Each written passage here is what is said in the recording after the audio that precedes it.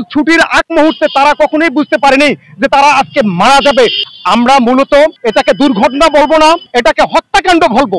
আমরা শুনতে পাচ্ছি বিমানের মধ্যে ব্ল্যাক বক্স নাই। এটা কথা হয় ব্ল্যাক বক্স ছাড়া বিমান তৈরি হয়, সে বিমান বক্সটা গেল কোথায়? যে 21 তারিখে যে মাইলস্টোনের যে বিমান দুর্ঘটনা হয়েছে, এই দুর্ঘটনাতে সারা পৃথিবীর মানুষ দেখেছে এই দুর্ঘটনাটা কতটা হৃদয়ে স্পর্শ করেছে মানুষের। মানুষ বুঝতে পারছে যে ছোট ছোট বাচ্চাদের যাদের বুঝতে পারেনি স্কুল ছুটির আগ মুহূর্তে তারা কখনোই বুঝতে পারেনি যে তারা আজকে মারা যাবে, তাদের উপর এই ধরনের একটি মানে বিভীষিকাময় দিন চলে আসবে, সেই বাচ্চাগুলো তারা কখনোই ভাবতে পারেনি। আমরা মূলত এটাকে দুর্ঘটনা বলবো না, এটাকে হত্যাকাণ্ড বলবো। কারণ এই পুরনো জিনিস দিয়ে একজন পাইলট 7 থেকে 8 বছর তার সফল প্রচেষ্টার মাধ্যমে সে এমন ভাবে নিজেকে তৈরি করে, সেই পাইলট যদি আবার একটি প্লেনের মধ্যে ক্রাশ হয়ে যায়, তার সঙ্গে আমাদের আগামী দিনের যে প্রজন্ম আছে সেই প্রজন্ম সেখানে ধ্বংস হয়ে যায়। এখান থেকে আমাদেরকে বের হতে হবে। আমরা আজকে এখানে শোকসভা করতেছি, কিন্তু বারবার কি আমরা শোকসভা করব? রাষ্ট্রের কাঠামো কি বারবার আমরা এভাবে জানান দিব? চোখে আঙ্গুল দিয়ে দেখাচ্ছে যে তোমাদের সমস্যা, রাষ্ট্রের সমস্যাগুলো কোথায়, বারবার চোখে আঙ্গুল দিয়ে দিচ্ছে। আমরা সেই জায়গা থেকে এখন পর্যন্ত রাষ্ট্র সেরকম কর্মকাণ্ড করতে পারতেছি না।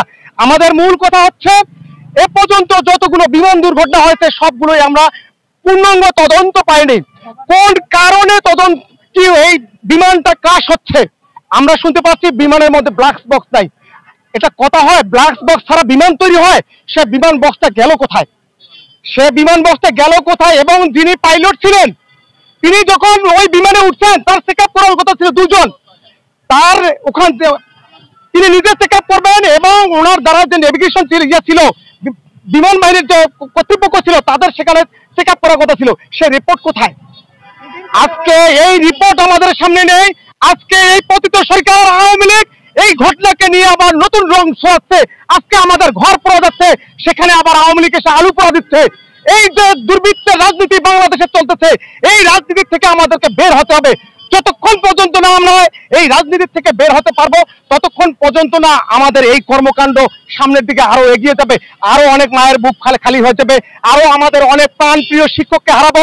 এই যে শিক্ষক একজন প্রাণপ্রিয় শিক্ষক ছিলেন, তিনি নিজের জীবন বিপন্ন করে, তিনি নিজের জীবন শেষ করে দিয়ে 20 থেকে 25টা বাচ্চাকে তিনি উদ্ধার করেছেন, তার জীবনকে তুচ্ছ মনে করে দিয়েছেন।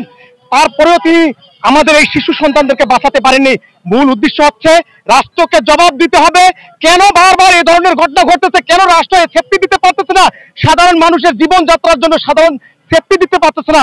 এই জায়গা থেকে আমাদেরকে এখন রাষ্ট্রকে বলতে হবে এই বাচ্চাগুলোর পূর্ণাঙ্গভাবে তাদের ক্ষতিপূরণ দিতে হবে, যারা আহত আছে তাদেরকে পূর্ণাঙ্গভাবে ট্রিটমেন্ট করতে হবে, দেশের বাইরে নিয়ে গিয়ে তাদেরকে ট্রিটমেন্ট করতে হবে।